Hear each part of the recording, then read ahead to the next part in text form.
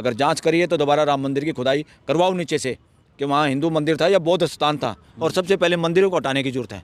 सबसे पहले मंदिरों को क्यों हटाने की जरूरत है? सर आप चाहते हैं कि जो मस्जिद है वो मस्जिद रहे, चाहे मथुरा की हो चाहे काशी की हो। इसीलिए लोगों ने, बहुत सारे लोगों ने इस्लाम स्वीकार किया जो बराबरी की दर्जे की बात करता है। आपने एक नारा सुना होगा, राजनीतिक नारा सत्ताधारी पार्टी देती है, भारतीय जनता पार्टी देती है कि अयोध्या तो झांकी है, काशी मथुरा बाकी है।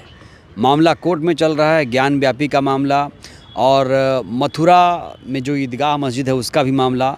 अब सारे जो मंदिर मस्जिद के मामले हैं वो कोर्ट में आ चुके हैं और एक बड़ा एक नैरेटिव सेट किया जा रहा है कि जो सरकारें हैं कहीं ना कहीं अब एक धर्म के साथ वो झुकी हुई नज़र आती हैं। मंदिर के विकास की बात हो रही है, ना तो रोज़गार, ना तो स्कूल, ना तो सड़क, सिर्फ़ और सिर्फ मंदिरों पे पैसे खर्च किए जा रहे हैं। अब तमाम तरह के आरोप भी सत्ताधारी पार्टी पर लग रहे हैं। हमारे साथ हैं बलराज मलिक सर, जो सुप्रीम कोर्ट के सीनियर एडवोकेट हैं। आइए इनसे मामले को समझते हैं। सर, जिस तरीके से एक नैरेटिव सेट किया जा रहा है कि जो ये सरकार है वो अब सारी मस्जिदों को ख़त्म करके मंदिरों का ही पुनर्स्थापना करेगी, हिंदू राष्ट्र की बात भी हो रही है, क्या ऐसा मुमकिन है? देखो, पहली बात तो संविधान किसी रिलीजन के आधार पर इस देश को राष्ट्र बनाने की इजाज़त नहीं देता। जिनको हम धर्म कहते हैं, धर्म तो एक ही है, मानवता।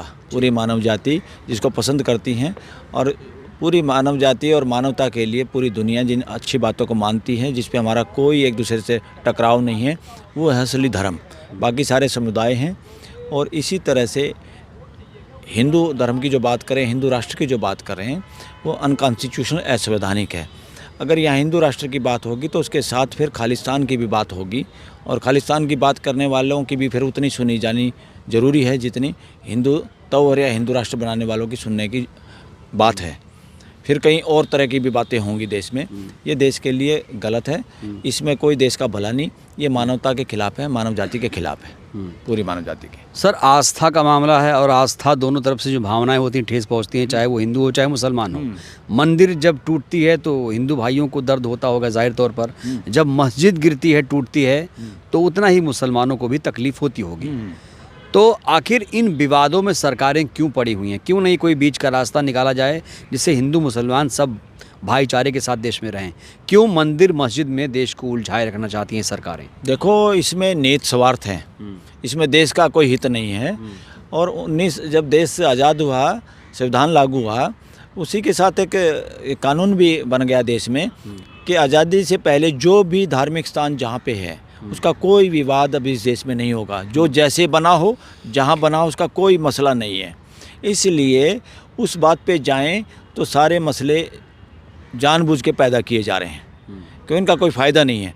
किसी को मंदिर बनाना है तो जगह अभी ख़त्म थोड़ा हो गई देश में, बना लो भाई जिसको मंदिर बनाना है। जिसको और मस्जिद बनानी है, जगह ख़त्म थोड़ी, और मस्जिद बना लो। ये मंदिर मस्जिद के नाम पे जो झगड़ा करने वाले हैं, कुछ ही लोग हैं जिनके स्वार्थ उसमें शामिल हैं। वो अपने आप में हिंदुओं का ठेकेदार हो सकता है, कोई मुसलमानों का ठेकेदार हो सकता है। मानवता का इनमें से कोई ठेकेदार नहीं है। और मानवता की जय होती है, और मानवता ही पूरी मानव जाति का धर्म है।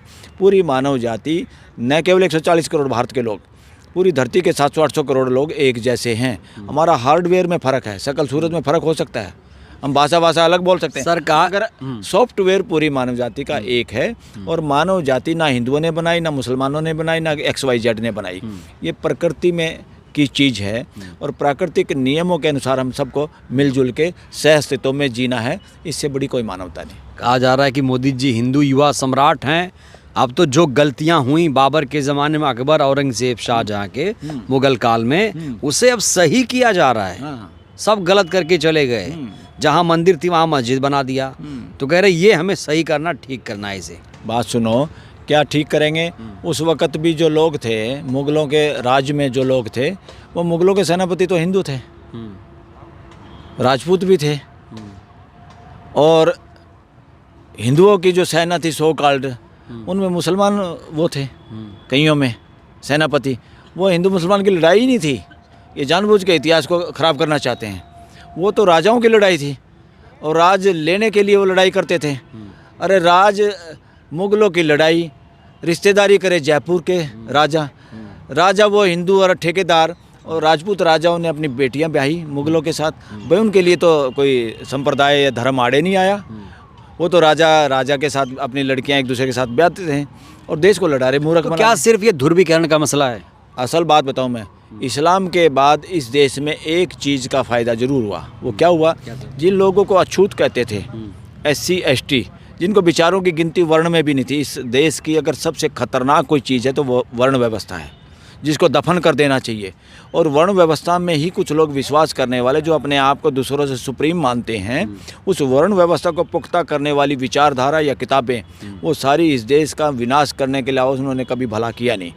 और उन चीज़ों से मुक्ति पाने के लिए, उसमें तो बेचारे शूद्र में भी नहीं थे, शेड्यूल कास्ट और शेड्यूल ट्राइब, इन विचारों को मानवता की राह मिली और इसीलिए लोगों ने, बहुत सारे लोगों ने इस्लाम स्वीकार किया, जो बराबरी की दर्जे की बात करता है, जो वर्ण व्यवस्था की बात नहीं करता। इसलिए ये तलवारों से सब कुछ हो गया, ऐसा नहीं है कभी भी। तो ये आरोप गलत है कि इस्लाम को तलवार के बल पर फैलाया गया, ऐसा जो आरोप लग रहा है। तलवार के बल पर तो अपनी पत्नी को नहीं हम मनवा सकते, लोगों को कैसे मनाएंगे? ये बकवास है निरी।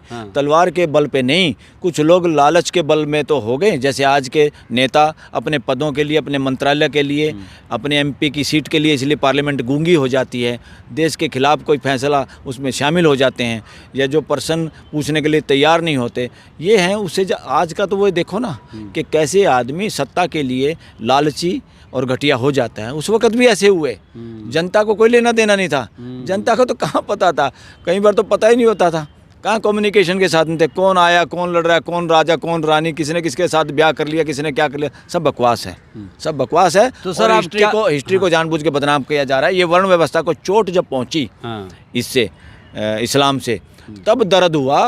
वर्ण व्यवस्था में जो मलाई खा रहे थे उनको दर्द हुआ, बाकी देश को कोई दर्द नहीं हुआ। तो सर, आप चाहते हैं कि जो मस्जिद है वो मस्जिद रहे, चाहे मथुरा की हो चाहे काशी की हो? देखो, जो धार्मिक स्थान जहाँ पर है वो कैसे भी बना, आज कितने सारे अगर लोगों पे इतना डीपली जाएंगे तो कोई कहेगा इसने मेरी ज़मीन पे घर बनाया, इसने वो कराया। अरे सरकारी ज़मीन पे घर लोगों ने बना के, और सरकार कानून बना देती थी, भाई अब जिसका है कब्जा उसी का घर, या थोड़े से पैसे दो। अभी भी कानून बन रहे हैं अलग अलग राज्यों में, जिसने पंचायती ज़मीन पे, सरकारी ज़मीन पे कब्जा किया हो, इतने दिनों से रह रहा हो, वो अभी उसी की हो जाएगी, हम उसको रजिस्ट्री भी करा देंगे, थोड़े से पैसे दे दो। ये जब कानून है देश में, ये देश की व्यवस्था चलाने के लिए ज़रूरी है। अब कहाँ मंदिर, कहाँ मस्जिद, जहाँ बने रहने दो। अरे भाई, राम मंदिर के मामले में बौद्ध समुदाय तो देश का पूरा आज भी अपने आप को ठगी के साथ महसूस कैसे कि हमारे साथ ठगी हुई है। बौद्ध समुदाय इस देश का, बौद्ध धर्म के सारे अनुयायी लोग मानते हैं, और दूसरे भी मानते हैं कि वाकई राम मंदिर या काफ़ी देश के मंदिर, बहुत सारे मंदिर ऐसे हैं जो कि बौद्ध स्थानों पे, बौद्ध मठों पे तोड़ फोड़ के, मूर्ति ढांचे बदल के बनाए गए हैं। आज जांच कर लो। अगर मुझे तो ऐसा लगता है, और लोग भी ऐसा बताते हैं, कि अगर जांच कर ली जाए तो इस देश के 80-85% मंदिरों को फाड़ना पड़ेगा, तोड़ना पड़ेगा, क्योंकि बौद्ध स्थानों पे बने हुए हैं। करोगे क्या न्याय बौद्ध लोगों के साथ? थोड़े से दिन में बौद्ध समुदाय इस देश में जागेगा और जब वो मुकदमे लेके आएगा तो यही कोर्टें कुछ और तरह से बोलने लगेंगी। क्या कट्टरता ज़्यादातर मंदिरों में, देश के ज़्यादातर मंदिरों में पंडे पुजारी के गुजारे के अलावा कुछ काम नहीं होता, कोई सामाजिक काम नहीं होता। वहाँ कितना चंदा आता, क्या आता, कैसे, कुछ सरकारी कंट्रोल में है, उनको छोड़ के बाकियों का कोई पता नहीं। और पैसा कहाँ जाता है, कौन यूज करता है, इसका मतलब ये सीधा सीधा रोजगार है। सर, कोई आस्था कम है, रोजगार ज़्यादा है। सर, दिल्ली में एक मस्जिद है, उसको भी कहा जा रहा है कि अब उसको भी हटाया जाएगा उस स्थान से। हाँ, कनॉट प्लेस की कोई मस्जिद थी, बता रहे हैं, हाई कोर्ट में भी पेंडिंग किया था, और वो केस डिसमिस कर दिया, ये विड्रॉ हुआ। उसमें कहा कि ये तोड़ना चाहते हैं, तो सरकारी वकीलों ने कहा नहीं, कोई ऐसा कुछ नहीं है, अगर कुछ भी करेंगे तो लीगल कार्रवाई से करेंगे, ऐसे नहीं आंख मीच के वो करेंगे। तो मैं तो बीइंग एडवोकेट ये कहना चाहता हूँ, कोई भी धार्मिक स्थान, पहली बात तो किसी भी सड़क में आता है, या तो फुटपाथ पे मंदिर बने हुए हैं, मजार भी हो सकती है, उन सबको हटाने की जरूरत है, और सबसे पहले मंदिरों को हटाने की जरूरत है।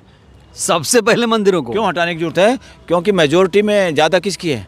हिंदुओं की मेजोरिटी है ना। कोई अच्छा काम करना, अच्छी शुरुआत करनी अपने घर से करनी पड़ेगी, इसलिए सारे रास्ते रोके हुए हैं।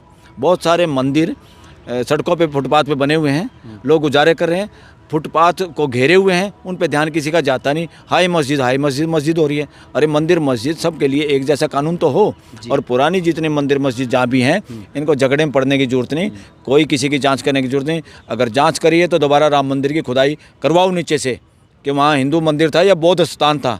उस फैसला तो यहीं से गया। अरे सुप्रीम कोर्ट से फैसला गया, सुप्रीम कोर्ट को ये बताना था, मुकदमा तो ये था ये ज़मीन किसकी है, और ज़मीन किसकी है उसका तो फैसला हुआ नहीं, कि सुप्रीम कोर्ट को पता तो ज़मीन इनकी नहीं है, तो सुप्रीम कोर्ट ने गोल मटोल करके जस्टिस गोगोई, जिनका नाम इतिहास में काले पन्नों पे लिखा जाएगा, जो सबसे ज़्यादा एक तरह से कलंक लगाया सुप्रीम कोर्ट में, जिसने महिला के साथ छेड़खानी में भी जो फंसा था और खुद ही कोर्ट बिठा ली, आई थिंक शनिवार को, और उसमें खुद ही सटे कर लिया अपनी कोर्ट, अपने खिलाफ मुकदमा, अपने आप छेड़खानी और अपने आप ही सटे करना, इससे काला अध्याय, और उसको इन्होंने एमपी बना दिया इस सत्ता पक्ष ने। इसका मतलब ऐसे चोर उचक्के या ऐसे घटिया जजों को ये लोग मेंबर पार्लियामेंट बनाएंगे? वो देश की आवाज़ उठाएंगे क्या? जिन लोगों ने अपनी आत्मा से समझौता किया हो और उसने ये नहीं बता पाया वो कि किसकी ज़मीन है ये, और बौद्ध लोगों की एप्लीकेशन पे तो काम ही नहीं किया, वो चिल्लाते रहे कि हमारे अजी जांच करो, खोदो। जब खुदाई नहीं की, जब खुदाई भूल गए, वहाँ खुदाई में कुछ और मिलने वाला था, और कहीं और मस्जिद में जाके कहें खुदाई करो जी। खुदाई पूरे देश के मंदिरों की करो सबसे पहले, क्योंकि हिंदू मेजोरिटी में है, और खुदाई करके देखो ये नीचे मंदिर था या बौद्ध स्थान था या कोई मस्जिद थी, इस हिसाब से करो तो पता चलेगा। मुझे नहीं लगता 85% से कम तोड़ने पड़ेंगे, इतने मंदिरों को तोड़ना पड़ सकता है। बौद्धों के साथ जो हुआ इस देश में, जिस धर्म ने इतना बाहर पंख फैलाए, कोई तलवार के बल पर नहीं फैलाए, वो अपने आप फैला ना। और हिंदू धर्म जिसको कह रहे हैं, हिंदू धर्म, हिंदू एक जीने का तरीका तो हो सकता है जिससे मैं सहमत हूँ, मैं वैसा हिंदू हो सकता हूँ। मुझे कोई कहे कि फलानी मूर्ति की पूजा करो, या फलाना भगवान था, या फलाना ग्रंथ था, या गीता के आधार पे चलो, या महाभारत के आधार पे चलो, तो मैं इन किताबों का विश्लेषण करता हूँ, ये हिस्ट्री के आधार पर सच्ची हैं कि झूठी हैं, ये कथा कहानियाँ हैं क्या हैं, ये मेरा राइट है। और इन किताबों में क्या ऐसी चीज़ है जिसको फॉलो करके पूरी मानवता के साथ हारमोनी से, पूरी मानवता के साथ हारमोनी से जिया जा सकता है। जिस भी धार्मिक ग्रंथ में पूरी मानव जाति के साथ जीने का और भाईचारे का संदेश नहीं है, मैं उसको धार्मिक ग्रंथ मानता ही नहीं, मैं उसको सांप्रदायिक ग्रंथ मानता हूँ। इसलिए आदमी से बड़ी किताबें नहीं हैं, आदमी बड़ी चीज़ है। आदमी अपने बुजुर्गों की लिखी हुई किताबों के या पुराने इतिहास को जांचता है, परखता है, और आज के कसौटी पे तो सर आप ये कहना चाहते हैं एक लाइन में कि जो काशी मथुरा की मस्जिद है, उसमें मुसलमान भाई नमाज पढ़ सकते हैं? काशी और मथुरा की मस्जिद है, जब मस्जिद है तो क्यों नहीं पढ़ सकते? पढ़नी चाहिए। हाँ, मंदिर के नाम पे, मस्जिद के नाम पे, या वो नमाज पढ़ने के नाम पे, या पूजा पंडाल दुर्गा के नाम पे सड़कों पे जो तांडव मचता है, ये नहीं होना चाहिए कहीं भी। संप्रदाय के नाम पे, धर्म के नाम पे, ये सारा पब्लिक न्यूसेंस है। ये चाहे गणेश पूजा हो, चाहे दुर्गा के मंडल हो, चाहे नमाज सड़कों पे पढ़ने की बात हो, इस पे हमें सबको सोचना होगा। हमें ये काम, हमारी आस्था के हम इंडिविजुअल लेवल पे इनको रखें, ये पूरे देश के, पूरी मानवता के लिए हमारा ये संदेश है। बहुत बहुत धन्यवाद। बलराज मलिक सर को आपने सुना, उन्होंने सिर्फ और सिर्फ मानवता की बात की है, कहीं भी झगड़े फसाद की बात नहीं की है। बलराज सर की बातों से आप कितने सहमत हैं, अपनी प्रतिक्रिया देना मत भूलिएगा। बहुत बहुत धन्यवाद, शुक्रिया।